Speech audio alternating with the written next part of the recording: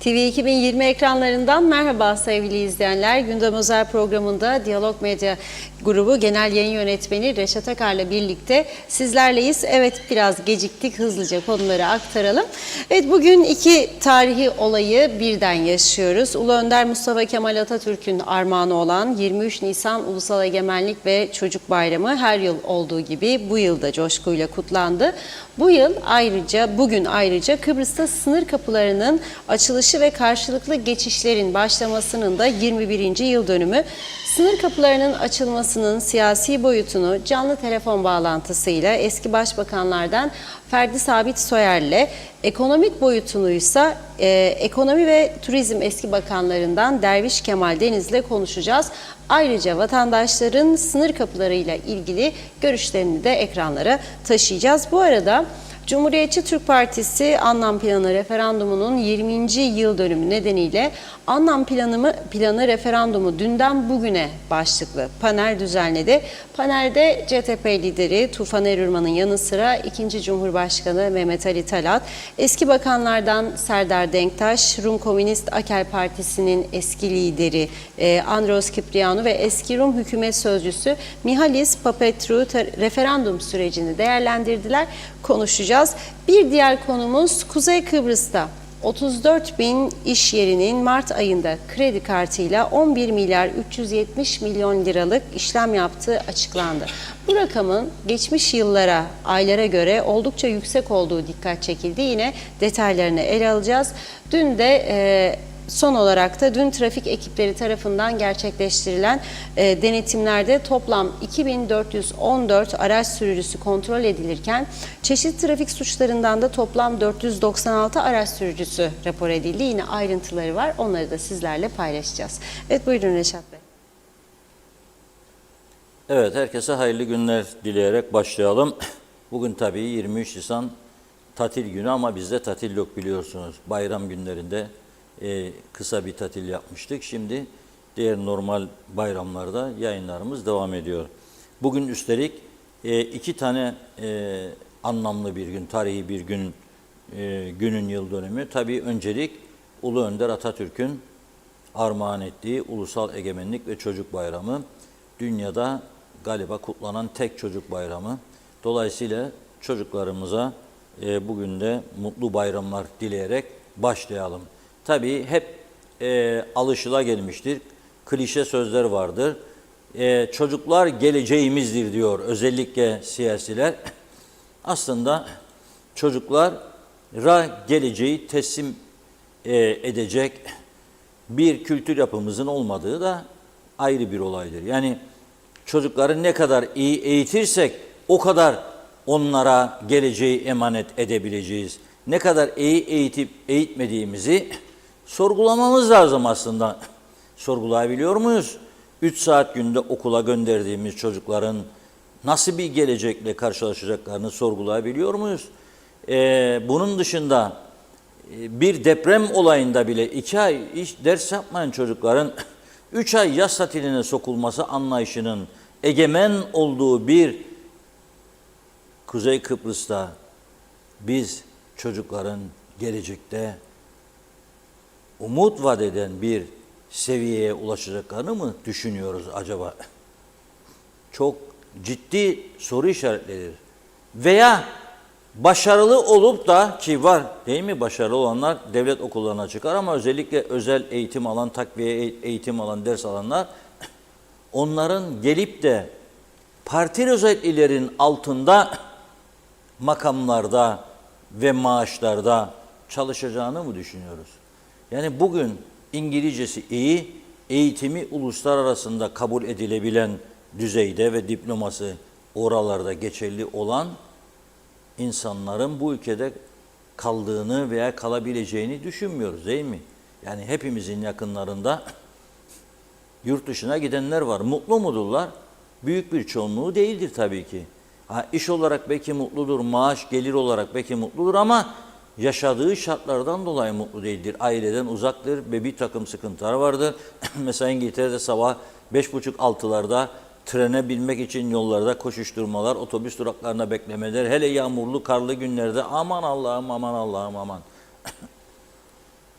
Ama gene de tabii ben memnunum diyenler olabilir. Olur çünkü mahalle doktoru vardır. Bedava ilaçlarını almaktadır hele yaşlılar falan. Ama çocuklarımıza geleceğe yönelik özellikle devlet okullarına iyi bir eğitim verdiğimizi söyleyemeyiz. Siyasilerimizin de çocuklarımıza iyi bir örnek olduğunu da söyleyemeyiz. Ülkemizde son zamanlarda yaşanan olayların da onlara güven verdiğini, bu ülke için gelecek açısından güven verdiğini yine söyleyemeyiz. Bakın ben dün buradan 11'den sonra ilk defa değil çok defadır yapıyorum. Özellikle diyorum geceleri 11'den sonra sokağa çıkmayın diyor. Çıkarsanız alkollü çıkmayın, alkol almayın. Hiç olmazsa karşı taraf size gelip çarpacak olan adam alkollü olduğu için kendinizi kısmen koruma şansınız olur diye söylüyorum. Evet, ikinci büyük olay anlam planının referanduma sunulması yarındır biliyorsunuz. Ama bugün ikinci bir önemli olay sınır kapılarının çok uzun bir aradan sonra açılmasının 21. yıl dönümüdür. Bu görüntüler işte 23 Nisan 2003 yılına aittir. 23 Nisan 2003 yılında sabah uyandık, bir baktık dediler ki sınır kapıları açıldı. Ben de tabii Cumhuriyet Gazetesi'nin temsilcisiydim. Hücum ve tabii aynı zamanda köşe yazarlığı yapıyordum. Turizm dergimiz, gazetemiz vardı. Doğrudan Letra Palas barikatına gidip o tarihi olayı, heyecanı orada görmüş, tanıklık yapmış ve Cumhuriyet Gazetesi'ne de yazılar yazmıştım bu konuyla ilgili. Büyük bir heyecan vardı.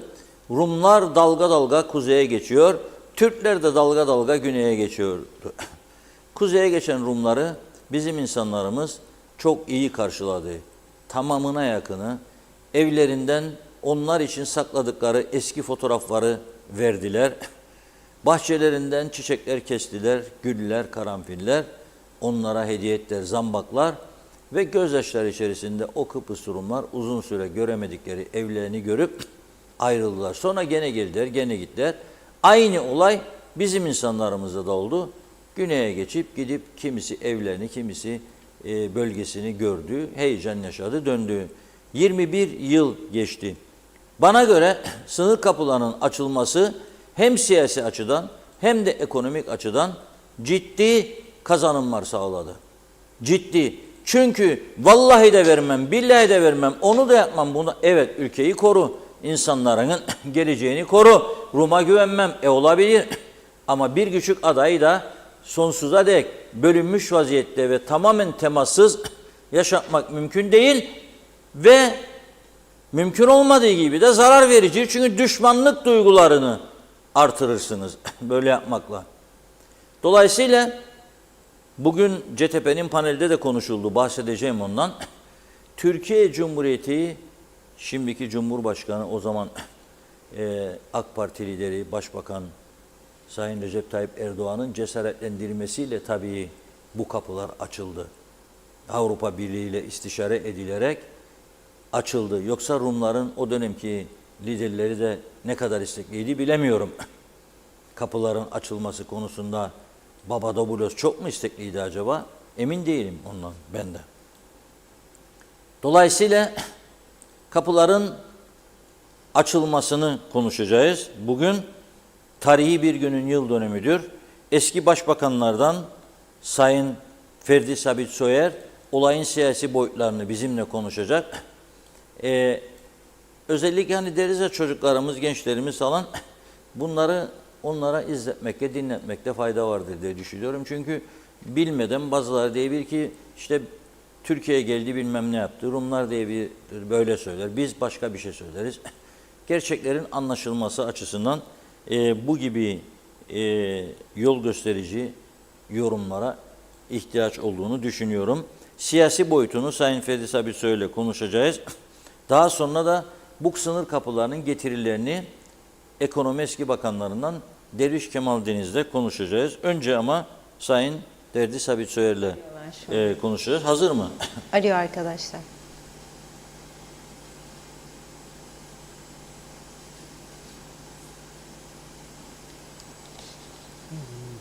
Ferdi Bey tabii o dönemde başbakan değildi ama sınır kapılarının açılması için mücadele veren, birçok bölgede ateşler yakan Cumhuriyetçi Türk Partisi'nin genel sekreteriydi. Konuştu mu etraf titrerdi Ferdi Bey mikrofona geçtiği zaman ve oldukça etkileyici bir rolü vardı. Daha sonra başbakan oldu biliyorsunuz Ferdi Sabi Süher Bey ve Rumlarla çok ciddi temasları vardı o dönemde. Kapıların açılmasında katkısı biliniyor tabii. Büyük önem vermişti bu meseleye. Dolayısıyla onunla konuşmak istedik.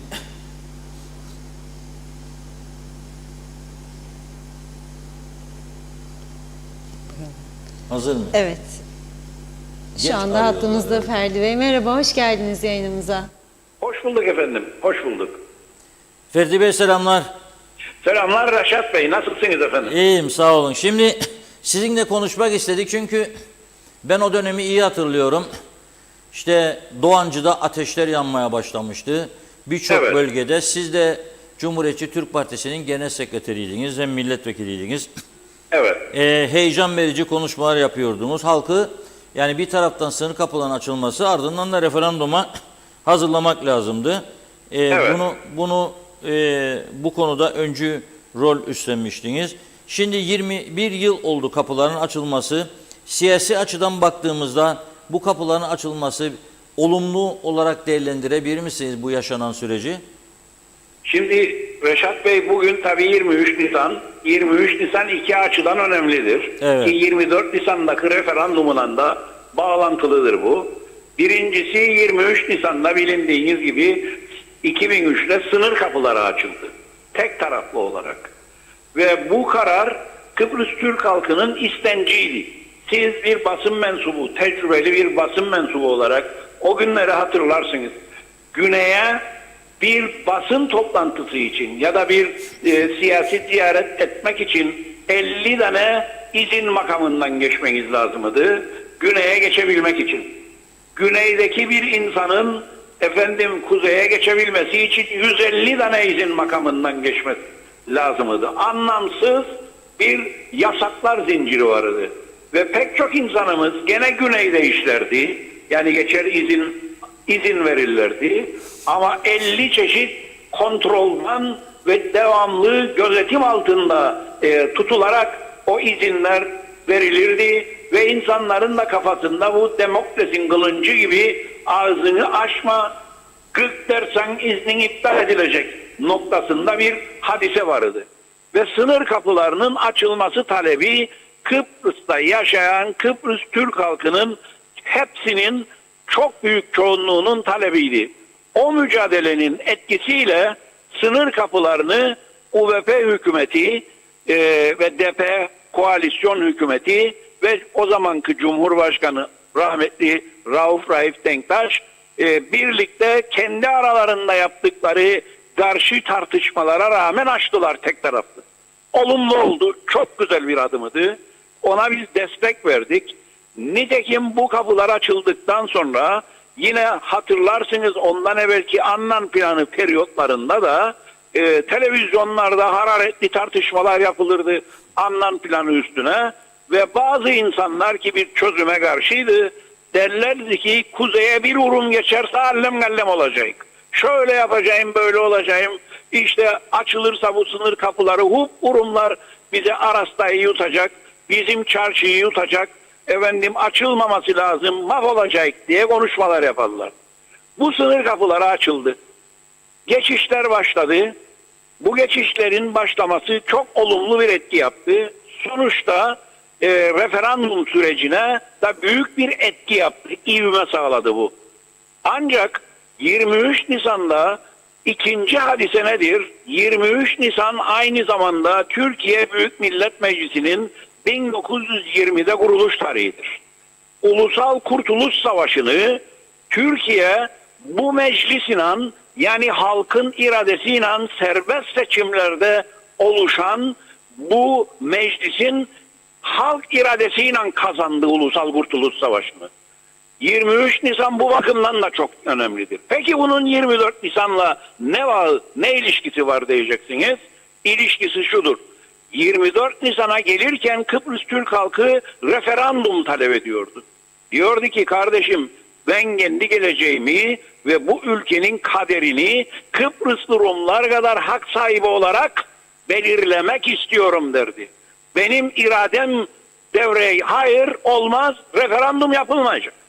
Ve 2003'te aşağı yukarı Aralık ayının Kasım-Ekim aylarında meclise referandum yasası getirildi ve referandum yasasını UBP-DP hükümetinin milletvekilleri meclise katılmayarak, nisap sağlamayarak kadük ettiler.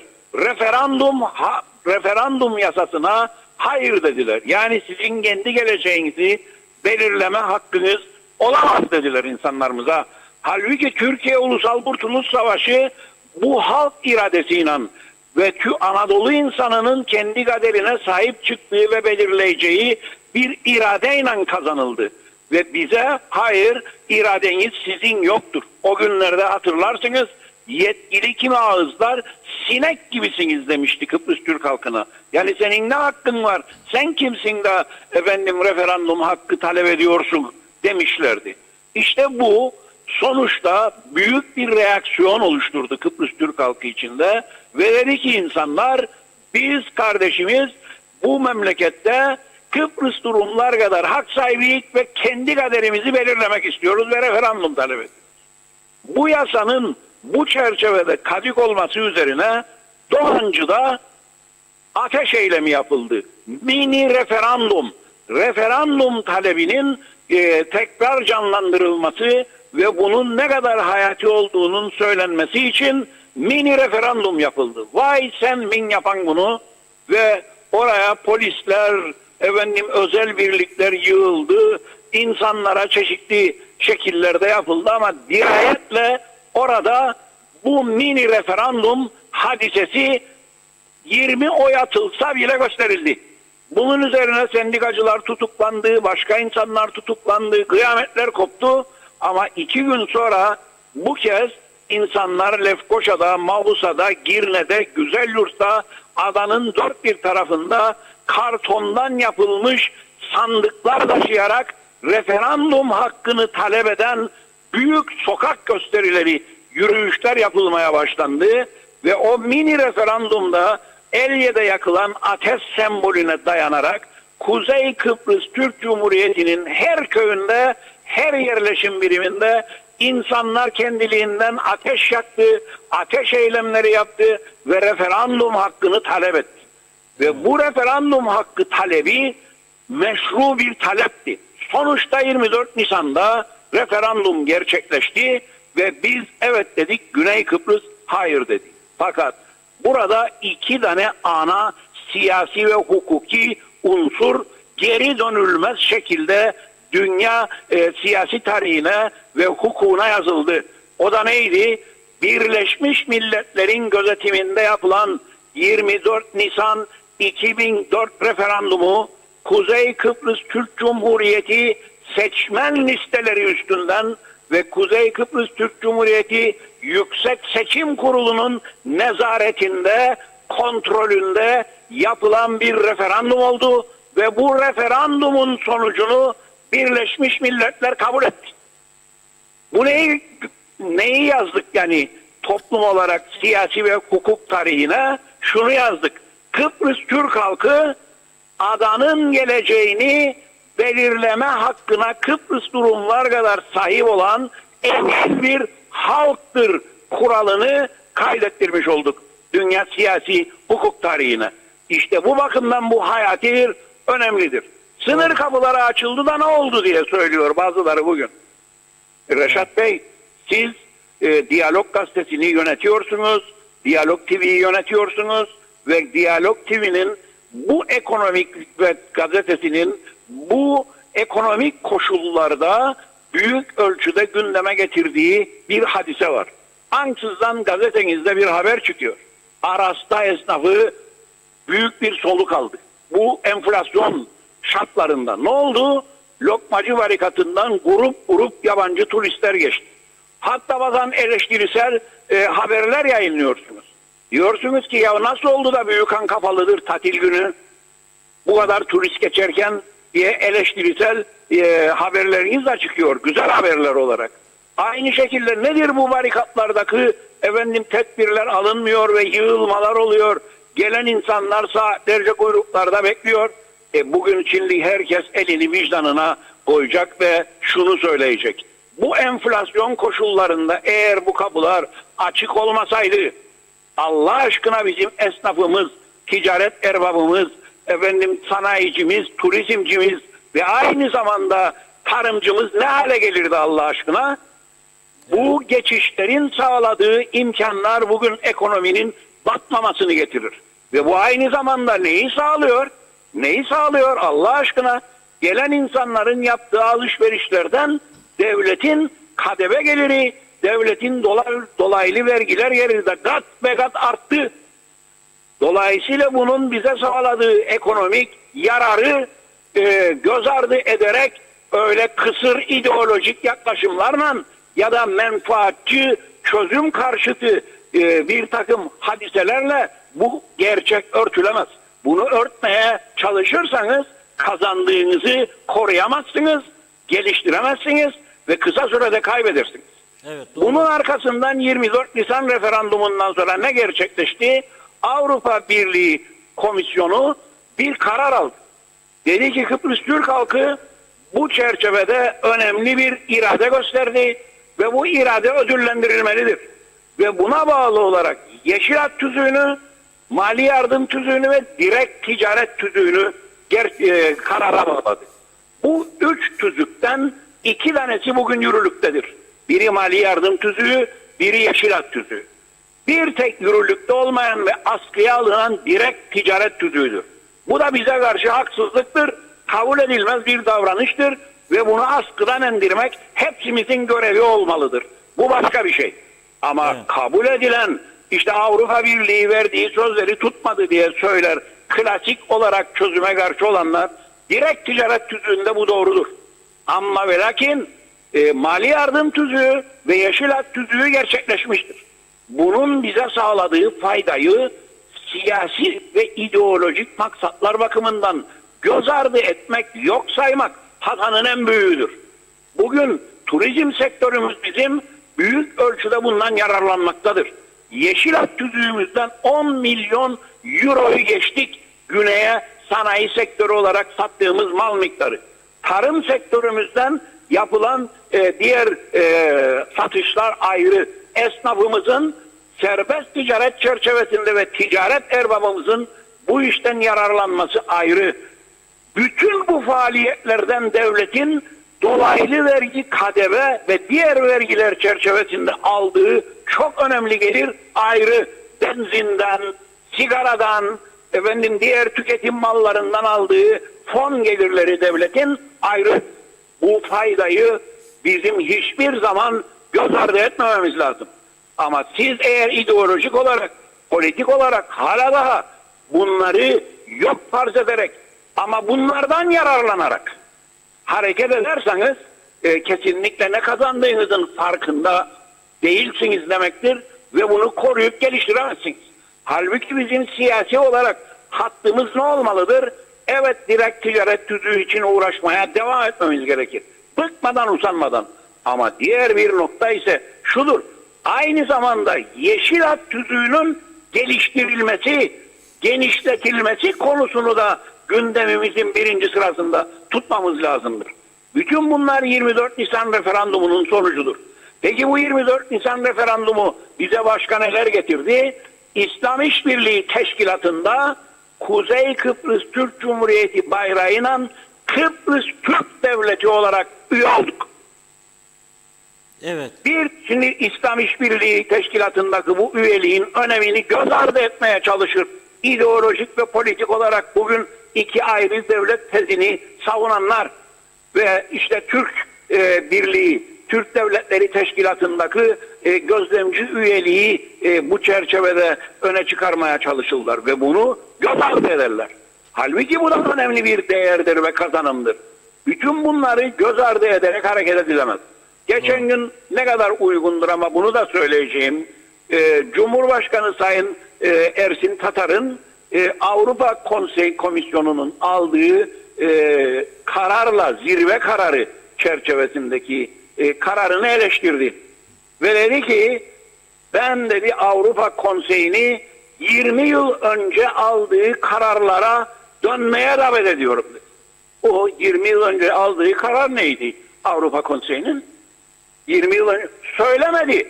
Anlam planı referandumunda Kıbrıs Türk halkının eveti üzerine aldığınız karar ve o kararlardan 2 tanesi yürürlüktedir.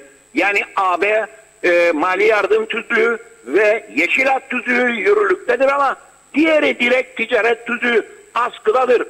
Bunu askıdan indirin demedi. Çünkü bunu dese ideolojik ve politik olarak 24 Nisan 2004 referandumunu hatırlatacak. Ve bunun kazanımlarını zikretmiş olacak. Bunu söyleyerek 20 yıl önceki kararı dedi. Adını koymadan. Peki o zaman ne talep etti? Direkt ticaret tüzüğünü talep etti demek. Peki bu direkt ticaret tüzüğünün dayanacağı temel nedir? Yeşil Hat tüzüğüyle mali yardım tüzüğünün dayandığı temel. Yani adanın siyasal eşitlik temelinde ortaklığı, iki toplumun ortaklığı federal ilkelerde dayalı bir kararın sonucudur bu. Evet. Sen anasını reddedersen bunun danasından nasıl sebepleneceksin? Sen sebeplenemezsin. Doğru. Sen Peki. anasını reddediyorsun, danasından ne ettin o zaman? Evet. İşte bu bakımdan bu 24 Nisan hadisesini dünyanın bu karmaşık ortamında bunu şekillendirmek lazım. Bir Kıbrıslı Türk olarak övündüğüm en önemli konu nedir bilir misiniz Sayın Reşat Akar? Evet. Övündüğüm en önemli konu, siz o günleri çok iyi hatırlarsınız. Çok acımasız tartışmalar. 24 saat televizyonlarda, gece gündüz gazetelerde, köylerde andan aşağı, andan yukarı, andan aşağı, andan yukarı, plan aşağı, plan yukarı, gece gündüz bu konuşuldu, tartışıldı. En sert üsluplarla. Ama bir tek insanın burnu kanamadı, bir tek can kırılmadı bu memlekette. Ha bazı provokasyon odakları bomba koymaya çalıştı, çeşitli tarihler yapmaya çalıştı, çeşitli kışkırtmalar yapmaya çalıştı ama bizim insanlarımız buna gelmedi. Ve 24 Nisan'dan 2 gün evvel 22 Nisan'da Girne kapısında anlam planına evet denmesini savunan bütün örgütlerin 80 bin kişiye ulaşan bir mitingi vardı. Oradan kuş uçuşu 400 metre ötede Kaymaklı çemberinde de anlam planına hayır diyenlerin mitingi vardı. Her iki miting de aynı saattaydı ve insanlar aynı otoparklara, aynı yerlere, evet mitingine gelenler de, hayır mitingine gelenler de arabalarını park etti, otobüslerini park etti, gittiler miting meydanlarına, birbirlerine karşı en öfkeli ve heyecanlı konuşmaları dinlediler, coştular, alkışladılar, ıstogan attılar, sonra mitingler bitti, arabalarına bindiler, herkes huzurlu birbirine selam vererek evlerine gittiler. Evet. Bundan daha güzel bir demokratik olgunluk olur mu? Çok doğru. Bütün dünyanın hepsinin dikkatini çekti bu. Bütün biz unutuyoruz bunları. Ya böyle bir olgun toplum. Şimdi bugün ne oldu? O günlerde bunları yaşayan bu toplum şimdi gece sokakta gezerken sağına soluna bakar oldu. Sağdan Evet. kim çıkacak, soldan kim çıkacak? Doğru. Ansızdan arabayla bana gelen kimdir? Sarhoş mu? Kannauri mi çekti de sürer arabayı? Bilmem ne oldu? Yok o geldi hırsızlık mı yapacak? Bu geldi bilmem ne mi yapacak? Bu endişeyle yaşıyor şimdi bu insanlar.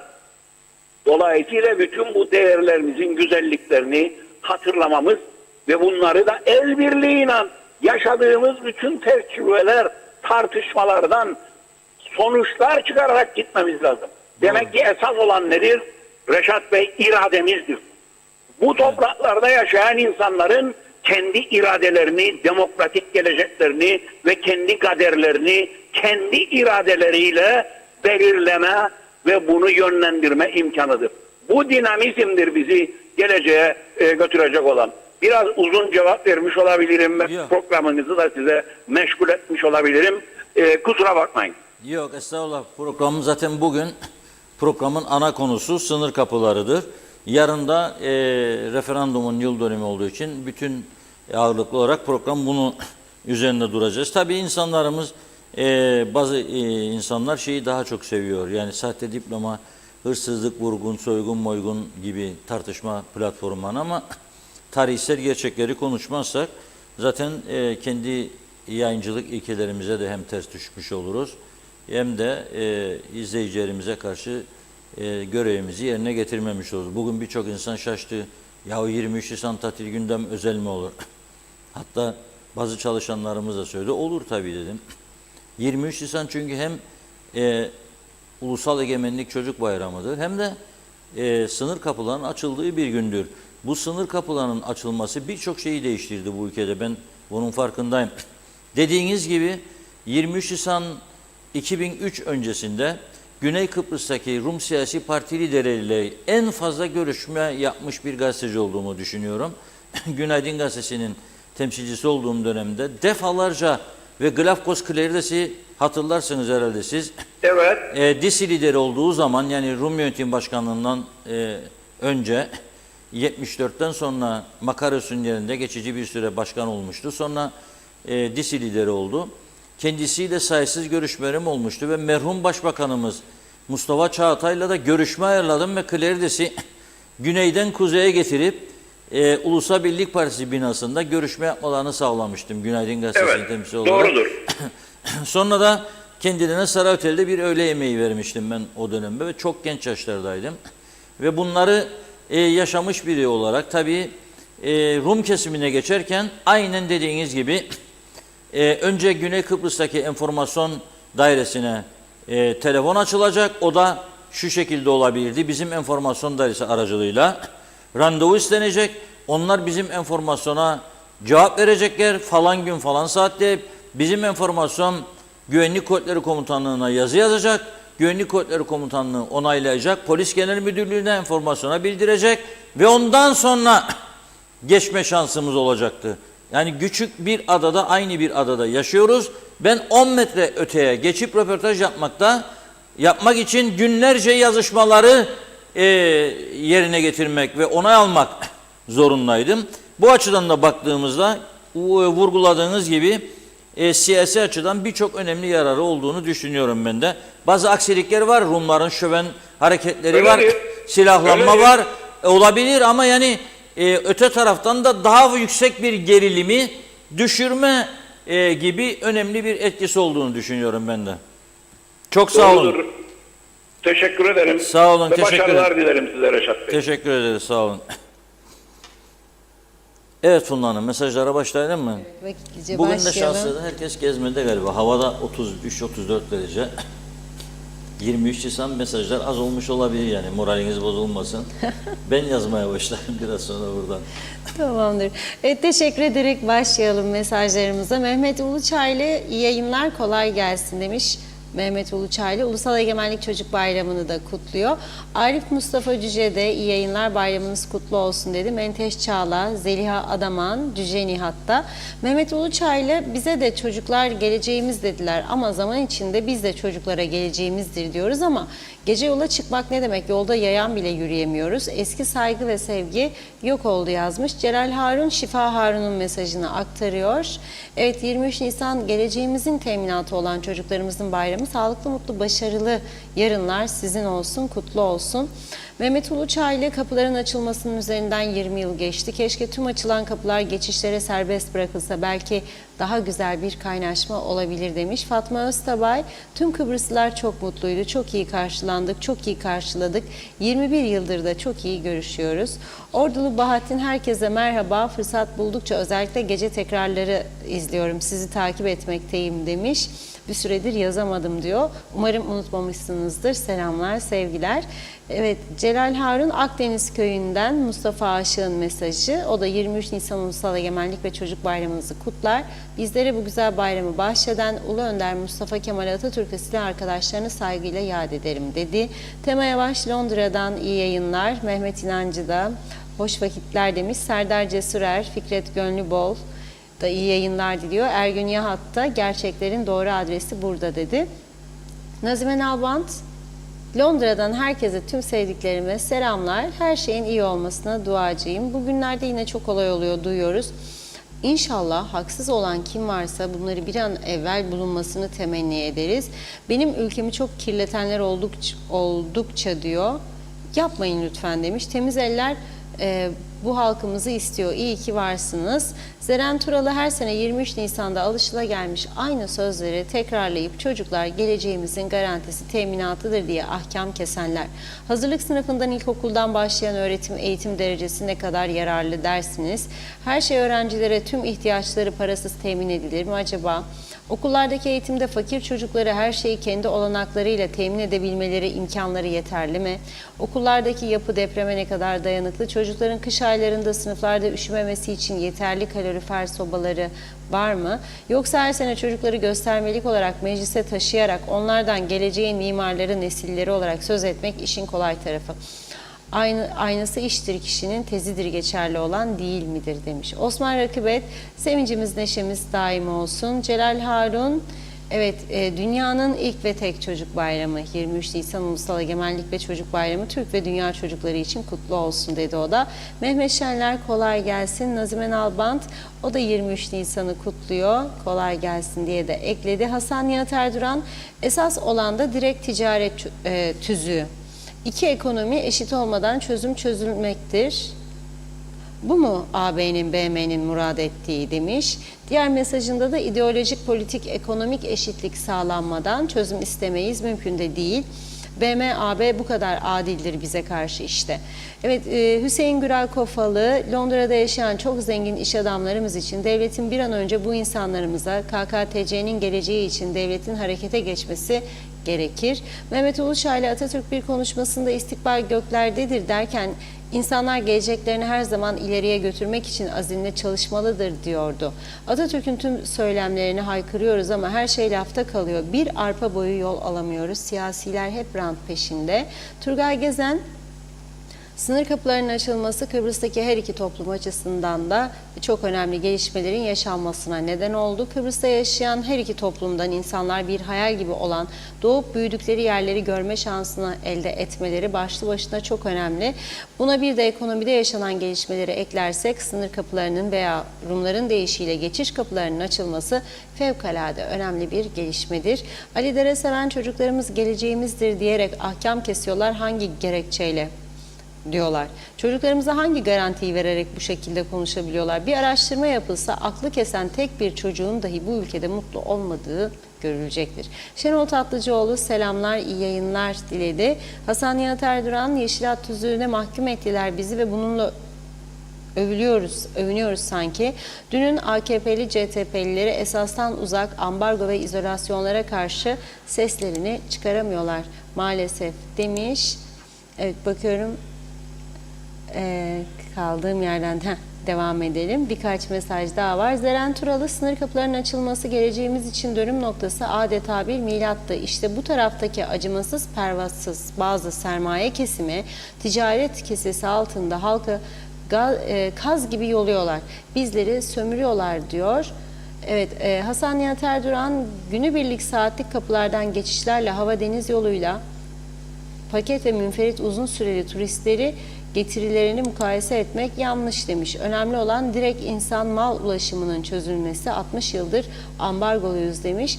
Mehmet İnancı, kutluyorum Reşat Bey, tatil gününde gene görev başındasınız dedi. Diğer mesajında da çocukların bayramını kutluyorum demiş. Ferdi Başkan da iyi bilgiler verdi diyor. Evet, Ali Dereseven resim göndermiş. Ülkemizin bir göstergesidir demiş. 2 küçük dana büftek 382 lira. Fikret İpekçioğlu'nu da okuyalım. Meclistekiler dokunulmazlıklarını kaldırana dek yazmaya devam edeceğim diyor. Fatoş Karacanlı iyi yayınlar diledi. Evet, Mehmet İnancı, Hüseyin Güral Kofalı'nın mesajı, tüm sınırların açılması iki toplum için iyi olur demiş o da. Evet, şimdilik tamamladık gibi, teşekkür ediyoruz. Yine devam edeceğiz. Buyurun. Evet, çok teşekkür ediyoruz. Tatil gününde bizi izliyorsunuz. Sağ olun, var olun. Bizler de burada günün anlamına uygun olarak konuşmaya devam ediyoruz. Şimdi kapılar açıldıktan bir süre sonra ciddi sıkıntılar vardı. Rum gümrük kapılarında kuzeyden alınan eşyalar atılıyordu, el konuluyordu, geçirilmiyordu falan. Biz o zamanlarda ben çok iyi hatırlıyorum. Eleştirisel yazılar yayınlıyordum Rum gümrüğü hakkında. Ve Avrupa Birliği'nde çok eleştiriyordum. Nasıl olur? Kapıları açtık. Karşılıklı temas olacak, şu olacak, bu olacak. Biz güneye geçiyoruz. Birçok şey alıyoruz, geliyoruz. Bizim gümrüğümüz buna göz yumuyor ama sizden gelen adam ne alırsa el koyuyorsunuz barikatta. Hatta bir ünlü Kıbrıslı Rum siyasetçinin babası ki Güney Kıbrıs'ın en ünlü ailesinin bir ferdidir, en ünlülerden. Esas kökeni Kormacık köyü olduğu için Kormacık'a gidiyor o günlerde. Ve orada köylüleri kendisine diyor ki adamın zaten yüzlerce dönüm arazileri var. Kormacık'ta daha aşağılara inin. Adama 2-3 tane hellim yapmışlar verdiler taze. Adam da aldı geldi Metehan kapısından geçerken demişler ki Rum gümrükçü geçiremezsiniz. Tabi onlardaki anlayış bizdeki gibi değildir. Sen benim kim olduğumu biliyor musun? Türkiye'de çok olur bu. Bizde de yansıdı bu. Mesela şey der. Ben işte Mersin 29. bölgeden milletvekili adayı Hüsnü Cemalettin bilmem neyin arkadaşıyım veya yakınıyım. Ya bana ne? Hüsnü Cemalettin'in sen adayı olmuş. Yani aday da olmamış, milletvekili de olmamış. Onu söyleyerek sana ceza yazmamı enlemeye çalışıyorsun. Rumlarda yoktur bu bakın. Kültür farkı vardır. Benim oğlum Disi Partisi'nin en önemli milletvekillerinin grup başkanı. Benim babam Kıbrıs Cumhuriyeti'nin başsavcısı. Ben Güney'in en ünlü avukatlarından falanım demiyor. Niye diyor köyümden 2 tane hellim götüremem? Yeşilat tüzüğüne aykırıdır diyor. Ya aykırı olabilir de ben köyümden yaptım. Peki diyor kendisine bu hellimi yiyip de geçseydim ne olacaktı? Yiyebilin diyor. Öyle mi diyor? Açıyor poşeti 2 hellimi de gözünün önünde çatır çatır yiyor. Gümrük memurunun. Rum gümrük memuru. Bana kendisi anlattı bunu. Bana kendisi anlattı. Şimdi geçebilir miyim diyor. Geç diyor. Ama gümrük memurunun kendisine böyle düşük ses tonuyla hakaret ettiğini de söylüyor yani ekliyor. Yani işte bilmem neyin yeydin falan filan bizde de heynen başlayan has falan diye öyle bir durumlar var. Neyse ekonomik yönünü konuşmamız lazım. Çünkü biraz sonra vatandaşlarla daha doğrusu Aras'ta esnafıyla yapılan röportajları da ekranlara getireceğiz. Ama önce o süreci de iyi bilen, tanıyan, daha sonra Kuzey Kıbrıs Türk Cumhuriyeti'nde Ekonomi Bakanlığı yapmış olan Sayın Derviş Kemal Deniz'le bir bağlantımız olacak. Evet, bağlantımız hazır. Merhaba Derviş Bey, hoş geldiniz yayınımıza. Merhaba, hoş bulduk. Selamlar Derviş Bey. Selamlar Reşat Bey. Sesimi duyuyorsunuz değil mi? Sesinizi gayet iyi duyuyoruz. Çabucak başlayalım. Bu 21 yılda sınır kapılarının ekonomik anlamda bizlere, Kıbrıslı Türklere ve Kıbrıs Rumlara nasıl bir katkısı oldu? Sizce siz bunu nasıl yorumlarsınız? Tabii biliyorsunuz yani bu kapıların açılmasıyla birlikte temasların artması, iki toplum arasında bir bakıma yakınlaşma olup olmadığı konusunda çok çeşitli şeyler var. Siz de görüyorsunuz. Yani çeşitli söylemler var. Yani kimisi bu iki toplumu birbirine yaklaştırdı, kimisi farklılaştırdı, daha fazla birbirinden uzaklaştırdı. O içeri kapıların açılmasıyla ilgili bu toplumların birbirine kaynaşması konusunu çok geniş bir çerçevede tartışabiliriz. Ancak şu ortaya çıkıyor. Kesinlikle kapıların açılması sonrasında insanların öğrendiği kesin bir şey var. Eskiden gerek güneyden kuzeye geçilsin kapılar açılmadan önce, gerek kuzeyden güneye geçilsin. Herkes birbiriyle ilgili bir korku yaratılmıştı. Yani işte biz Rum tarafına gidersek nasıl karşılaşacağız? Rumlar Türk tarafına giderse nasıl karşılaşacağız? Acaba bana bir şey olur mu? İşte bu kapıların açılmasıyla beraber o o psikolojik bariyer de ortadan kalkmaya başladı. Bu bariyerin kalkmasından sonra şimdi biliyorsunuz yani siz biraz önce ifade etmiyorsunuz onu. Yani bu kapılar açılmadan önce geçmek isterseniz ki bir şeylere katılırız. Ben katılırdım 94'te itibaren iki toplum görüşmelere. Çok uzun süreçler belirli bir izin mekanizmasından geçip ondan sonra izin alabiliriz ama bu kapıların açılmasıyla beraber o da ortadan kalkmıştır. Şimdi önemli olan şu, insanlar biri rahatça arabasına binip diğer tarafa geçme rahatlığına yavaş yavaş kavuşmuştur. Yani ne olursa olsun bugün bir arabasına binip bu tarafa geçebiliyor, o tarafa tek başına da olsa geçebiliyor ve herkes hissediyor. Geçmedi o eski bariyerler, o korku şeyi ortadan kalktı. Şimdi işin ekonomik boyutuna gelecek olursa, ekonomik yönden en önemli gelişme tabii 2004 yılında oldu. 2003 yılında kapıların açılması sonrasında o Yeşilhat Tüzüğü'nün geçişine kadar olan o 2004'ün anlam planı sonrasındaki geçişe kadar sınırlarda bilhassa Rum gümrükçülerin uyguladığı o akıl almaz baskılar, engellemeler yavaş yavaş ortadan kalkmaya başladı. Tamamıyla ortadan kalkmadı ama bir bakıma yavaş yavaş insanların o Yeşilhat Tüzüğü'nde herkesin belirli bir miktara kadar özel bir kullanım için alabileceği eşyaları geçirebilme hakkı birçok insanı gerek olsun gerek olsun rahatlatmıştır. Bugün baktığımızda yani o güne bakarak tam 20 sene geçti herhalde. 20 sene geçti kapıların açılması.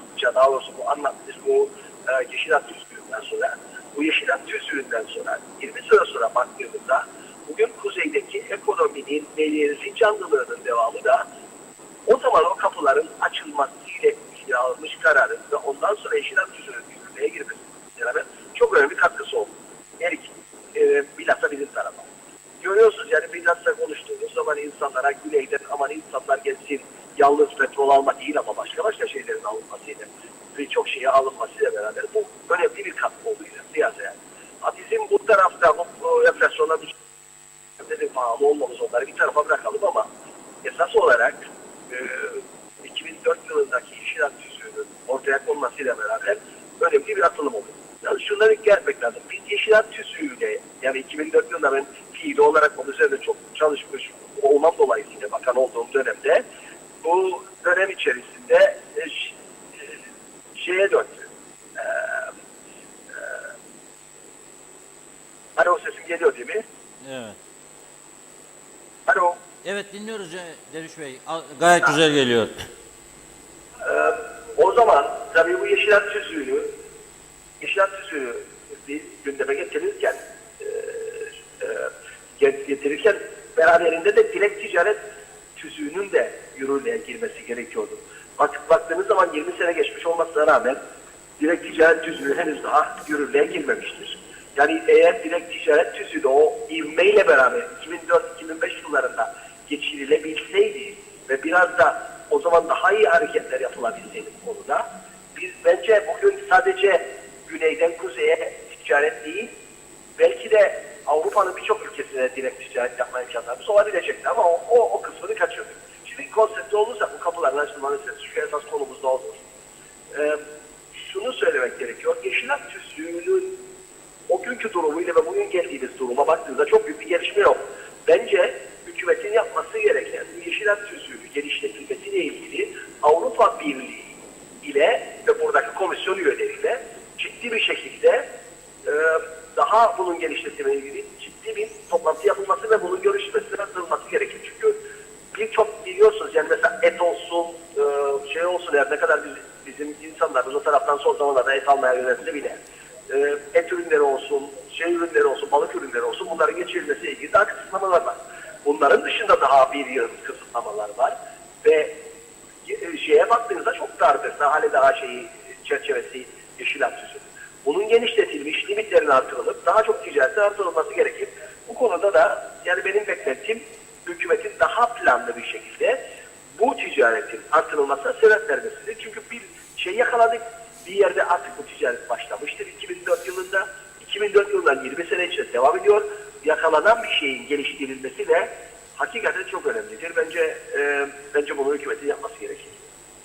Evet, şimdi son bir soru sorayım size de öyle kapatalım.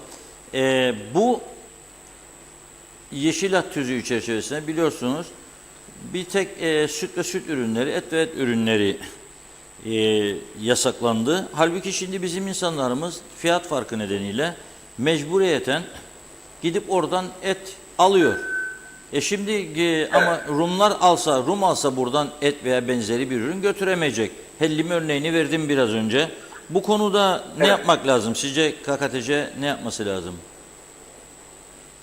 Şimdi bence şunu söyleyeyim. Yani tamam, bugün güneyden et alması da gidiyor insanlar, ama şunu da unutmayalım. Eğer bugün bir engelleme yaparsanız bu konuda iki taraf için de geçerli. İnsanlar daima engelin karşısında yol buluyorlar. Geçmişte de bunu yaptılar. Kapılar açılmadan önce bu yapıldı. Ama bu yapıldığı zaman da çok daha farklı şeyler gelişmeye başlıyor. O zaman bence normal olarak eti alacaksa alsın bizimkiler. Bizim demek ki ette eğer rekabet edemiyorsak, pahalılık varsa oturup da bu konuda da nasıl rekabet edebileceğimiz konusunda ciddi düşünmemiz gerekiyor. Çünkü siz eti o tarafta daha pahalıdır, o tarafta daha ucuzdur, bizim tarafta daha pahalıdır diye engellemeye kalkacak bir şey yapmanız bence çok büyük yanlıştır. Çünkü bunu yaptığınız anda başka şeyleri yasanlar gelmeye başlar.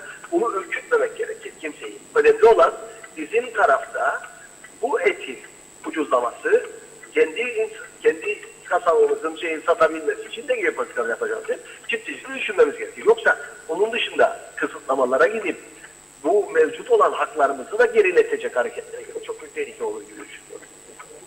Evet. Evet, onun için çok hassas bir konudur. Dikkatli olmak lazım diyorsunuz.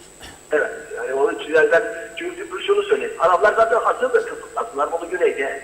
Güneyde bunu kısıtlamaya hazır bir yönetim var. Bir yönetim anlayışı var. Siz çeşitli şeylerin buradan geçmesi. Siz bir şeyi açarsanız onlar farklı şeyler açmaya başlar. Onun için hiçbir şeyi açmaya imkan vermeyeceğim. Hatta genişletilmesine imkan vermek lazım bunun. Yani kısıtlama değil, tam tersi bizim genişleme üzerinde uğraşmamız gerekir. Doğru. Ya şuna da bakmak lazım. Türkiye ile Avrupa Birliği üyesi ülkeler arasındaki gümrük birliği nedeniyle bugün Güney Kıbrıs'ta fanatikler ring görmezden gelmek zorunda kaldığı daha doğrusu bir durum var. Güneyde bugün çok sayıda Made in Turkey yazan eşya satılıyor. Ben daha son pazar günü 2 tane oyuncak aldım. Made in Turkey yazarsa. Türk cihazı gördüm. Kaplumbağa yazar. Allah Allah dedim. Burunlar delirdim ya, Türkçe de koymaya başladı. Ne zaman çevirdim yanını baktım Made in Turkey. Bravo dedim. Yani neticede Türkiye Güney Kıbrıs'ta resmen ticaret yapıyor. Yani bu gerçeği de göz önünde bulunmak lazım. Boyutunun Reşat Bey 180 milyon euroya çıktığı söyleniyor ticaretin. Yani yakında 1 milyar bu yani genel Güney'in ticareti. Yani bu 180 milyon yarın 1 milyar olur. Yani bunu açıklamıyorlar. Ama benim duyduğum böyle bir rakam. Doğru. Evet, çok teşekkür ederiz Derviş Bey, sağ olun. Görüşmek üzere. İyi günler size de, iyi yayınlar. Sağ olun, teşekkür ediyoruz. Evet, Nicosia Mall'da bizim Kıbrıslı Türk hanımların en çok ziyaret ettiği mağaza Zara. Bir gün ben de girdim. Yani çok yok. 3-4 ay önce baktım. Her baktığım gömlek veya ne bileyim elbisenin üzerinde hemen hemen her 10 tanenin 7 tanesinde inanın Türkiye şeyini gördüm. Ve artık Turkey'de yazmazlar. Made in Türkiye yazıyor. Yani mecburdur. Yani almam diyemez çünkü gümrük birliği anlaşması var Türkiye'nin. O yüzden Kıbrıs meselesini sadece biz Kıbrıs'ı Türk ve Kıbrıs Rumların karar vereceği bir mesele olarak görmek yanlıştır. Pastanın büyük kısmı Türkiye, Yunanistan, İngiltere ve Avrupa Birliği'dir. Biz o pastanın içerisinde ufacık bir kısım olduğumuzu görelim. Hakkımız yok mu konuşmaya veya bir şey söylemeye? Elbette var. Hakkımız var. Ama bugünkü CTP'nin panelinde ki 2 tane de ünlü Rum katılımcı vardı. Biraz sonra bahsedeceğim. Bu konuya değinildi. Bir Kıbrıslı Türk siyasetçi nasıl Türkiye'den şikayet ediyor? 2003'te, 2004'te Türkiye'ye yönlendirmiş bizi diyor. Şimdi vatandaşların görüşlerini alalım. Daha doğrusu Arasta esnafının bu kapılar acaba ne işe yaradı izleyelim. Referandumunun üzerinden 20 yıl geçti. Rumların o dönemde hayır demesi, bu referanduma hayır demesi iyi mi oldu, kötü mü? Bana göre kötü oldu.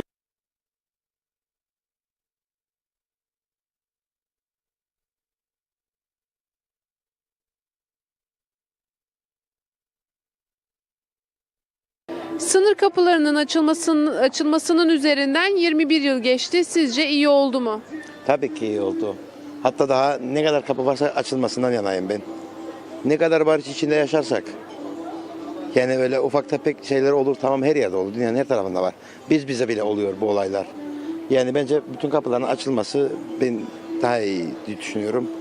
Ne yani kapı kapatmayla yani bir fayda olmaz ki. Sen direkt yani barışı engellen. Kapılar açılsın tabii. Huzur içinde. Kapılar açılsın kardeşim, kontrollü bir şekilde. Sıkıntılar, bak, kapı kontrolü çok yapılıyor. Kapıda çok kontrol yapılıyor. Yani insanlar bir şey alamaz. O da var. Bu kontroller normal bir şekilde eşitlenebilir. Mesela atıyorum bir hak 100 euroluk bir şey geçebilir. Eskiden öyleydi. 150 euro o zaman Kıbrıs sırası çok eskiden. Şimdi her şey ne kadar didik ederler. Onların da yaptığı saçmalıktır. Yani bizimkiler de artık bir konuşma yapıp da bu şeyi bir düzene koyabilirler. Yani bir tişört alacak, ne bileyim bir sigara alacak bir şey. Olabilir arkadaş. Yani o 5,5 eurodur bir sigara o yanda. Bu yanda 1,80'dir. Anladın? Yani insanlar da bu yana gelmek ister ama kendi insanlarını sıklaştırırlar. Ama kapılar ne kadar açılırsa bu daha baş çıkamayacaklar ve eşit olacak. Kesinlikle bu kapıların daha da fazla açılması gerekir. Ama bizim altyapımız sıfır. Hiç yani kendi kendimizi de avutmayalım. Bir de gerçek bu var. Olmayan bir devlet, olmayan bir hükümetle uğraşıyoruz. Onlar kendi cebinde. Halk perişan. Esnaf nasıl öder kirayı? Bilmem ne yaparız. Hiç soran yok. Onun için gün gelecek, herkesin de hesabı kesilecek. Buradan şey olarak söylemiyorum. Yani gün gelecek, halk artık uyandı artık bir şeyleri. Çünkü her gün yaptığın zamlarla artık insanlar bıkma noktasına getirdin. Tüm Diyalog ailesine buradan sevgiler. Reşat Bey'e de sevgilerimi iletin lütfen. Buraları hani Texas filmlerinde böyle köylerde kimseler yaşamaz. Tek tük insanlar yaşardı. Öyle bir şeydi. Hep dükkanlar kapalı. Esnaf işine gelmek istemezdi. Çünkü böyle yokluklar içerisinde bir Aras'ta asfaltı çarşısıydı. Sınır kapıları açıldıktan sonra büyük bir canlılık geldi. Ama ne var ki bu defa Rum'un gözü açıldı. Neden açıldı? Size onu da söyleyeyim. Şimdi biz ürünlerimizi hep Türkiye'den getiririk ve burada pazarlarık turistler Rumlara genelde bu ikisine pazarlarık. Çünkü Kıbrıslı Türkler park parası pahalı olduğu için buralara gelemiyor. Adam derse 70 lira park parası vereceğim. Gideyim ben bir çorabı 50 lira alayım da gidip çorapçıya para vermeyeyim. Bu kadar basit. Dolayısıyla bu müşteriler iyi getiri sağladı. O kapanan dükkanlar hemen hemen %90'ı 99'u yavaş yavaş açıldı. Ama Rum polisi, Rum esnafının uyarısıyla bizim ürünlerimizin çakma olduğunu iddia ederek alan müşterilerin elinden alıyor veya bir şekilde almamalarını sağlıyor. Dolayısıyla buraları tekrar başa dönmüş gibi bir hikaye var. Yani yavaş yavaş eskiye doğru giderek kiralarını, şeylerini çıkaramayacak, esnafı kapatacak diye düşünürüm. Yani çok kötü bir durum olacak. Tabii ki iyi oldu. Ben zaten 30 yıllık esnafım Aras'ta. Yani daha önce biz burada dükkanlarımızı erken kapatıp giderdik. Yani o kadar zor günler geçiriyorduk. Ta ki kapılar açılana kadar. Kapılar açıldıktan sonra çarşının her yönü değişti. Yani şu an burada bile boş dükkan bulamazsınız. Ekonomik iyi olmasına rağmen ama Aras da iyi ki canlıdır. Çünkü piyasayı gerçekten etkilediğine de inanıyorum. Kapının çok etkisi var. Sadece güneyde kalan insanlar değil, yurt dışına gelen turistlerin de buraya gelip merak edip ufak da olsa bir şeyler almaları görüyoruz. Bana sorsan fikrimi kapıların olmaması gerekiyor. Sınırların kalkması gerekiyor. İnsanların özgürce hareket etmesi gerekiyor. Alışveriş yapması, gezmeleri gerekiyor. Ama maalesef siyasiler işte dünya politikaları bu tür kapıların sınırlı ya da işlerine geldiği gibi açıyorlar. Gönül ister ki bütün kapılar açılsın. Açılması gerekiyor aslında adada. İhtiyaç var. Çünkü bazen burası insanların yığılıyor ve insanlar o kadar zorlanıyor ki hem yağmurda hem sıcakta. ya bizim dükkanların önüne yığılıyorlar. Biz giriş çıkışta zorlanıyoruz. Yani elimizden geldiği kadar yardımcı oluyoruz. Ve gerçekten açılsa iyi olur. İyi oldu tabii ki. Barış, dünyada barış, her zaman barış. Barış çünkü bütün kapıları açar. Yani düşmanlık ortadan kalkar. Yani tam savaşlar biter. Yani barış kadar güzel bir şey yoktur. Barışı her zaman desteklerim. Güzel oldu. Şeye bakarsak, alışverişe bakacak olursak ya da bir şey söylemek olursa, biz giderik o taraftan alışveriş yaparık. Çok rahat shoppingimizi yaparık, gelirik buraya. Dünya kadar da para harcayanlar olur. Ben de ara sıra ben de giderim, ben de alışveriş yaparım. Fakat bize haksızlığı şurada görüyorum. Bizden ilk dönemler, ilk açıldığı dönemler kapılarda, ben esnaf olarak, eski esnaf olarak 21 sene önce mesela benim oğlucuğum daha yapmadıydı. Ve o dönemler, hamileydim o dönemler, çalışırdım. Ne güzel alışveriş vardı. Yani kapılar açıldığında biz onlardan alırdık, onlar bizden alırdı. Ne güzel, her şey güzeldi. Ondan sonra ne oldu? Bir karar çıkarttı Rum tarafı. Markalar, biz sahte marka satıyormuşuz. Yasak olacak dedik. Çünkü gerçek marka değildir. Ama birebir sattığımız için onlar da gelip bizden daha uygun olduğu için alıyorlardı. Fakat daha sonra kapılarda baskı yaptılar. Eğilim bu taraftan bizden alanların elinden hep poşetleri alacaksınız. Kesinlikle sahte marka almayacaksınız. Bu defa ne olur? Sen geldin verdin buraya, mesela örnek veriyorum.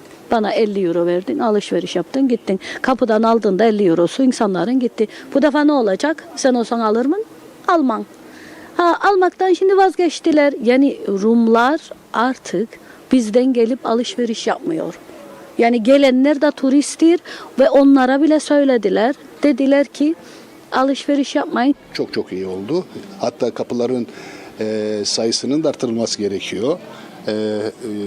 Hem Kuzey Kıbrıs Türk Cumhuriyeti'nin ekonomisi yönünden hem de insanların da daha rahat karşılıklı gelip geçmeler hususunda sayılarının da artırılması gerekiyor. Yani iki toplumun da kendi aralarında bireysel ilişkilerinin kurulması çok önemli. Ben zaten burada gözlemliyorum bir işletmeci olarak da. Zaman zaman karşı tarafa da gittiğim zaman orada da böyle bir diyalogumuz var. Hoş diyalog tabii bunlar. Gayet güzel, yani devam etmesinde yanayım ve kapıların da çoğaltılmasından yanayım. Yani o da hem bölgedeki açılacak olan kapıların çevresindeki esnafın ticareti bakımından. Oldu ya olmadı mı? Örnek vereyim. Mesela bu çarşı, Aras'ta çarşısı, Lokmacı çarşısı, sınır kapıları açıldıktan sonra kapalı dükkanlar açıldı. Bütün müşteriler de hepsi kapılardan geçerler. Diğer taraftan da gelirler bizim tarafa. Dolayısıyla insanların işte cebi biraz para gördü. Kapılar kapanırsa yerliyim, bu iş biter. Bütün nasıl diyeyim, esnaf batar. Onun için iyi oldu açıldığı çok. Ayrı açılması lazım tabii. Çünkü bir arabanın, özellikle araba geçişlerinden bir arabanın geçeceği mesela kapı vardır Metehan'da. O kafi değil. Artı yayalar içinde. Özellikle bu bizim çarşı tarafında bir kapıcık daha açılsa çok iyi olacak. Veyahut da Mausa kapısında, küçük grubun o Mausa kapısında açılırsa yerlim araç trafiğine de çok daha iyi olacak. Yani yeni kapıların açılması şart. Geçişlerin olması şart. İkinci başka bir faydası, kapıların faydasını da söyleyeyim. Örnek ben İngiltere'ye gideceğim. Bizim taraftan uçan giden dünyanın parasını verin 10.000 lira belki de. Giden o yandan kesen 20 euroya nedir adı, uçak bileti, giden gelin hem de direkt giden. Onu da geçtim. Kapılar açık olmasa bundan faydalanamayacak. Onun için yeni kapı şart. Çok iyi oldu. Çok çok iyi. Çünkü sınır kapıları da açılmadan burada herkes dükkanlarını başladıydı yavaş yavaş kapatmaya. Şimdi herkes dükkan ister bu bölgede alsın. Çünkü ne için dersen insanlar hep burada. Bakın bir dışarısını çekin. Ha para kazanır mı ilk derseniz? Yani bu kadar insana göre. Öyle böyle. Ne için derseniz burada çok pahalı. Ben dönercilik yaparım. Et pahalı. Her şey pahalı. Yani ne kadar çok kapı açılırsa o kadar çok iş yeri açılır. Bizim devletimize de bizim mali yani şeyimize vergi düşer, para düşer. Yani döner bunun içinde para. Ama şimdi bu şekilde bir kapı burada, bir de Metehan'da bir kuyruk gelir ta şeye kadar. Çünkü yetersizdir. Çünkü o insanlar da ister bu yana gelsin. Bizim insanımız da sen o yana gidip görsün. Daha çok kapı açılması lazım. Daha çok iş yerleri açılacak. Yani kapı ne kadar açılırsa da çünkü Ermeni sokağının o tarafta hep dükkanıydı eskiden. Şimdi yoktur ama kapı olmadığı için yoktur. Oradan bir kapı açılsa bal kapısı onlar da açılacak olduğu gibi.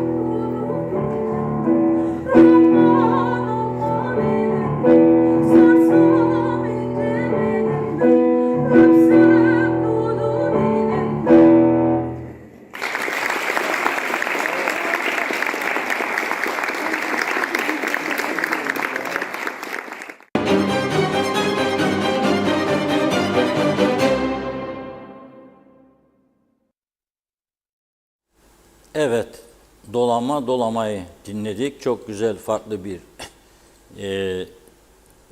düzenlemeyle sundu bizlere. Elis Hastuncu kutluyorum. Ses gayet güzel. Bu kadar beklemezdim tabii. Piyanist Gözdem İlkay Hanım'a da teşekkür ediyoruz. Daha güzel, daha heyecanlı şarkıların devamının gelmesini bekliyoruz. Bu arada röportajlarda Esengül Aykaç, Diyalog Medya muhabirinin yaptığı röportajlardı. Şimdi bugün Cumhuriyetçi Türk Partisi'nin bir haftadır başlattığı paneller vardır. Kaç zamandır biz ne diyorduk? Evet dedik de ne oldu? Yani 24 Nisan 2004 referandumunda. Neden bunu sürekli hatırlatmıyoruz? Neden gözlerinin içine sokmuyoruz dünyanın falan? Çünkü biz evet dedik, onlar hayır dedi, çözümü engellediler. Şimdi bazıları görüyorum CTP Rumları ne çağırırlar, ne olacak, işte bilmem ne falan gene canlandırıyorlar. Hayır öyle değil. Tam tersi. Eğer ben yönetmiş olsaydım bu ülkeyi, bugün bir Kıbrıslı ekip Brüksel'de parlamentonun önünde olurdu, yani yarın 24'ünde. Bir ekip Londra parlamentosunun önünde, çünkü garantör ülkedir. Hatta bir ekip de Atina'da olurdu. Çünkü biz evet dedik, çözüm istediğimizi gösterdik, barış istediğimizi gösterdik. Yaşadığımız her türlü sıkıntılara rağmen, ama derler ki 74'te de biz yaşadık. Olabilir. 74'ü kim davet etti? Ben davet etmedim. 63-74 sen yaptın. 15 Temmuz 74'te de senin Yunan anavatanının faşist askerleri geldi, Cunta'nın da sizi önce öldürmeye başladı. Özellikle solcuları. Ondan sonra bize döndüydü namlular. Merhum Ecevit, Allah rahmet eylesin, başbakan uyardı, Yunanistan'ı da uyardı, İngiltere'yi de garantör. Hatta İngiltere gel birlikte müdahale edelim dedi. İngilizler yok dedi. Amerika gözlerini kapadı, İngiltere gözlerini kapadı ve Türkiye çok da hazırlıklı olmadığı halde Kıbrıs'a çıkarma yaptı. Ondan oldu bu. Yoksa hiçbirimiz can kaybı istemeyiz, kan ve gözyaşı istemeyiz. Afrodit'in aşk adasında dostluk içinde, barış içinde yaşamak istiyoruz. Ama oldu bunlar. 24 Nisan 2004 yılında ki şu anda sağlık durumunun iyi olmadığını öğrendiğimiz eski Rum Cumhurbaşkanlarından Yorgo Vasilyou'nun bizzat içinde yer aldığı heyet tarafından hazırlanmıştı anlam planı. Biz evet dedik. Bugünkü panelde CTP'nin düzenlediği konuşmacı olarak eski Cumhurbaşkanlarımızdan ki Cumhurbaşkanı Mehmet Ali Talat ve Serdar Denktaş vardı Türklerden, ama Güney'den de çok ünlü iki isim vardı. Birisi Akel Partisi'nin kısa bir süre öncesine kadar lideri olan Andros Kiprianou, diğeri de geçen gün bahsetmiştim, Türklerle, Kıbrıs'ı Türklerle yakın diyaloğu var diye fanatik unsurların hedefi haline gelen ünlü avukat ve eski Rum hükümet sözcüsü ve eski EDİ Partisi Başkanı Mihalis Papapetrou da konuşmacıydı. Andros Kiprianou biraz böyle ortada konuştu, cesaretli görmedim bugün. Ama Papapetrou gene bugün bir üçüncü aracının kundaklanmasını da göze alarak, inşallah olmaz tabii, 2 kez kundakladılar arabalarını, Mercedes, BMW son model. Çok güzel temaslarda bulundu. Serdar Denktaş da dedi ki, okumak isterim orasını. 2002 yılından sonra Türkiye'nin de yönlendirmelere başladığını söylüyor. Bizimdir zannettiğimiz iradenin aslında oluşturulan algılar nedeniyle şekillenen idareye dönüştüğünü kabul edelim diyor. Sağ denilen kesimden de evetçilerden güçlü bir oy aldı diyor. Türkiye'nin yönlendirmesiyle bu oylar kaydediyor. Ne zannederdin yani?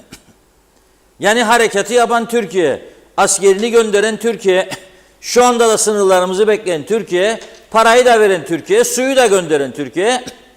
Buyurun canım, siz istediğiniz gibi yapın mı diyecekti.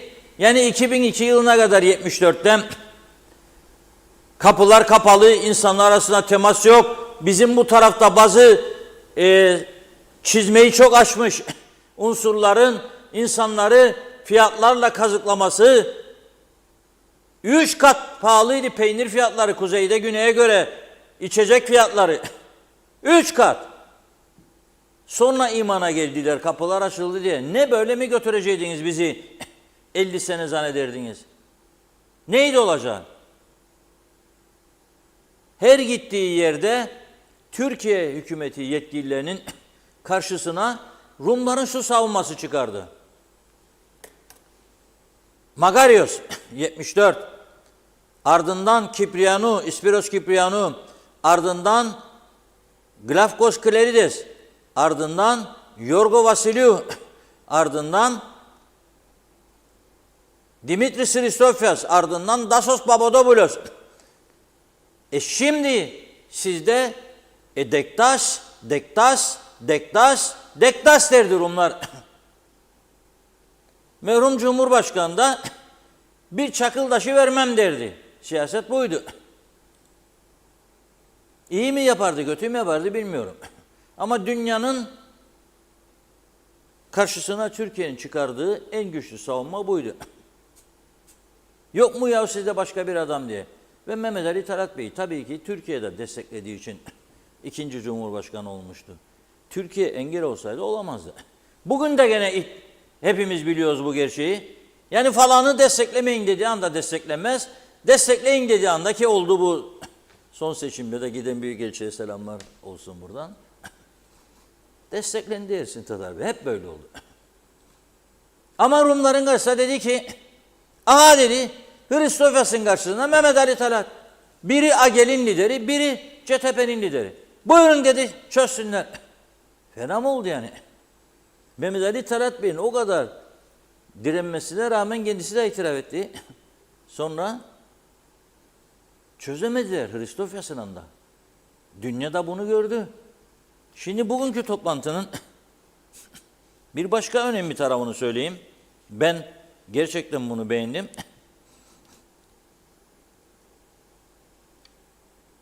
Şöyle diyor. Katılımcılar, bakın dinleyin lütfen. Avustralya Yüksek Komiseri, Japonya Büyükelçisi, İtalya Büyükelçisi, İspanya Büyükelçisi, Fransa Büyükelçisi, İngiliz Yüksek Komiseri, İrlanda Büyükelçisi, ABD Büyükelçilik Temsilcisi, Avrupa Birliği Destek Ofisi Başkanı, Birleşmiş Milletler Barış Gücü Kıbrıs Şefi Collins de var. Ve Kıbrıs'ın güneyinden siyasi parti temsilcileri Akel Disi Volt ve Disi eski milletvekili Glafkos Klerides'in kızı Keti Klerides de katıldı. Şimdi Akel lideri, eski lideri, önce Mehmet Ali Talat Bey'den başlayayım. Şu anda diyor Mehmet Ali Talat Bey, bilmiyorum siz ne düşünürsünüz ama eğer diyor bir referanduma gidilse diyor Kıbrıs Türk tarafından gene evet çıkar diyor, olumlu sonuç çıkar. Neden? Çünkü Kıbrıs Türkler barış yanlısı.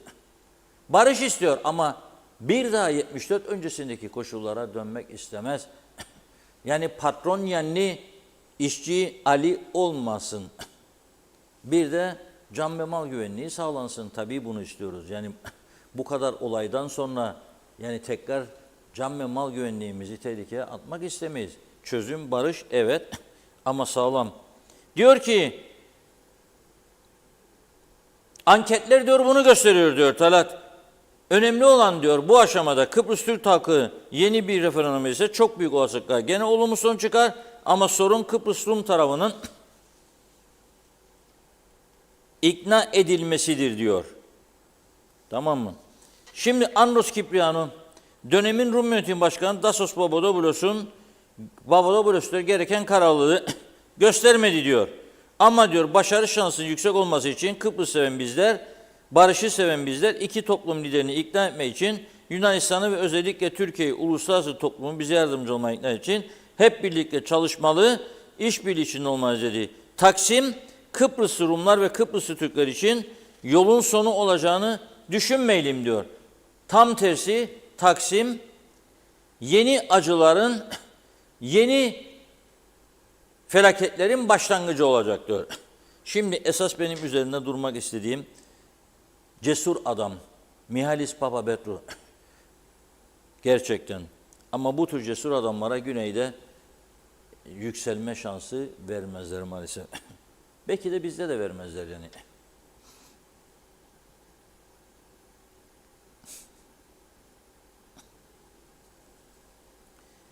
...1977'den bu yana çeşitli görüşmelerde temel hükümet tartışılıyor.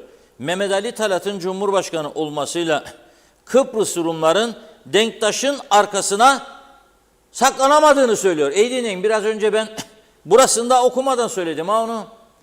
Bana eski Türkiye yetkilileri görüştüğüm, konuştuklarım söyledi. Her gittiğimiz yerde bize ama hep Denktaş, hep Denktaş, hep Denktaş. Rumlar da bana, Rum siyasi partileri aynısını söylerlerdi. Ve bütün çözümsüzlük yanlısı politikalarını Denktaş behemmal etmeye çalışırlardı. Dedi Mehmet Ali Talat. Şimdi diyor ama saklanamadılar diyor Denktaş'a. Çünkü Talat geldi bu defa diyor. Tasos Papadopoulos'un 2003 sonrası görüşmedeki tutumu ve başkanlık dönemindeki olumsuz yaklaşımları su yüzüne çıktı diyor. Televizyon kanallarını kullanarak ağladı diyor ve reddetti diyor Annan planı.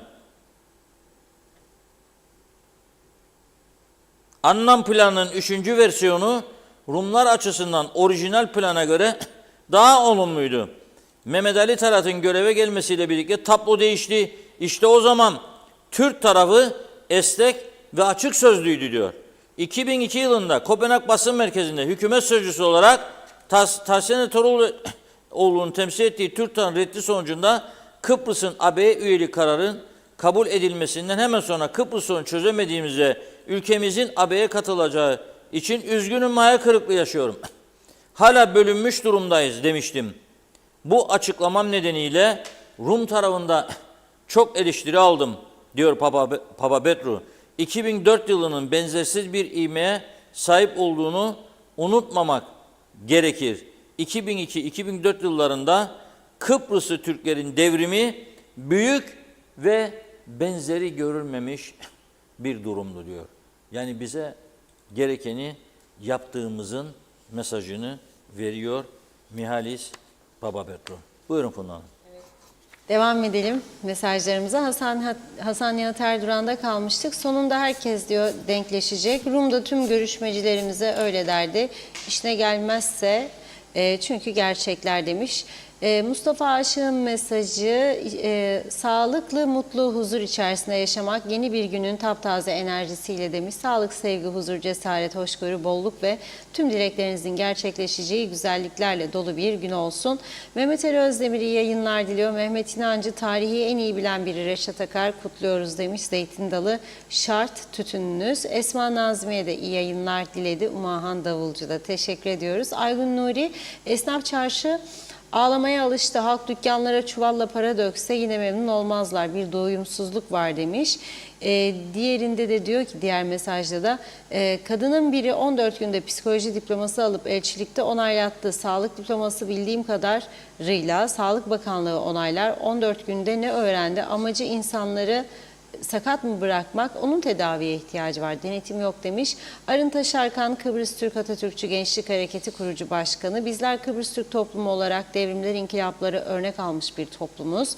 Ulu Önder Mustafa Kemal Atatürk'ün saygı ve özlemle anıyoruz. Atam izindeyiz demiş. 23 Nisan Ulusal Egemenlik ve Çocuk Bayramı kutlu olsun. Mehmet Uluçaylı, dünya Mars'ta yaşam ararken biz niye aynı adada yaşayan iki farklı toplum olarak bu kısacık ömrümüzde niye kısıtlamalarla yaşayalım? Her yere gidiş gelişlerde ve güneye ve kuzeye daha rahat geçişler sağlanmalı.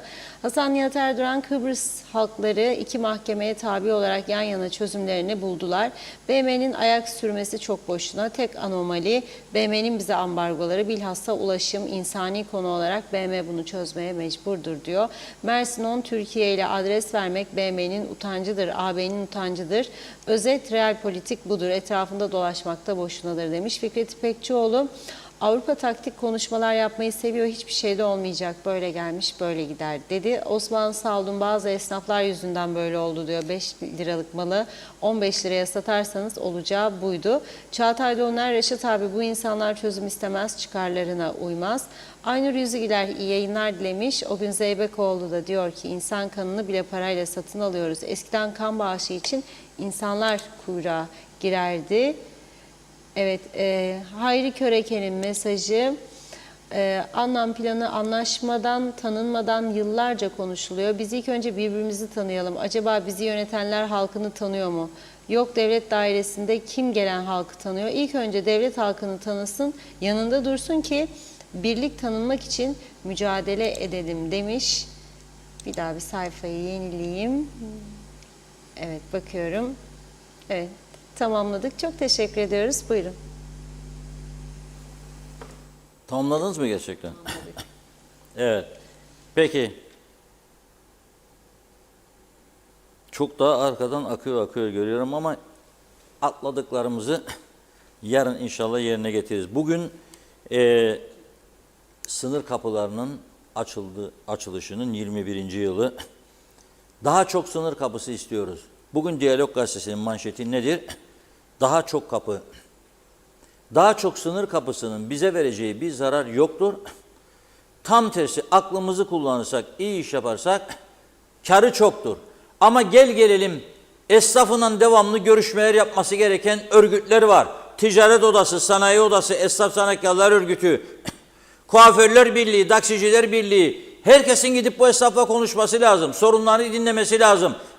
Ondan sonra elde ettiği bilgileri gidip yabancı diplomatlarla Ticaret Odası'nın güneyde büyük saygınlığı var. Bugün bu panele gelen işte Bababet'in ağzından duyması fena mı oldu? Japon Büyükelçisi'nin, İngiliz Yüksek Komiserinin, Amerikan yetkililerinin, Fransız Alman yetkililerinin fena mı oldu? Dinlediler kulaklarıyla, işte denk taşın arkasına saklanamadılar artık diyor. Daha ne desin? Onlar bize böyle olunca hak vermek zorundadırlar. Ha vermezler canım, Hristiyan grubudur da. O zaman yani kapanalım bir evin içine, kilitlenelim içeriye demektir. Komşu bizi sevmez anlamında. Komşu sevmez beni diye sokağa mı çıkmayacağım? Tam tersi inadına daha güzel kıyafetle çıkacağım. Param da varsa daha iyi araba alacağım. Da çıkacağım. Ya da dikkat çekeyim diye bisiklet alacağım. Bak sen diyeceğim, Mercedes'e giden, ben de bisikletle. Evet, bugün bu kadarla toparlıyoruz. Yarın inşallah maşallah anlam planının referanduma sunuşunun 20. yılında yine bu konularda ve tabii gündemin diğer maddelerine konuşmuş olacağız. Ve bakalım Rumlar ne yazacak? Rum basın yazdıklarını sizlerle paylaşacağız. Yeniden birlikte olmak umuduyla diyelim. Hoşça kalınız. 23 Nisan Ulusal Egemenlik ve Çocuk Bayramı kutlu olsun. Çocuklara ne yapalım? Ne yapalım? İyi bakalım. Onları geleceğe iyi hazırlayalım. Hoşça kalın. Evet, biz de size teşekkür ediyoruz. Tamamlıyoruz sevgili izleyenler. Yeniden görüşünceye dek hoşça kalın.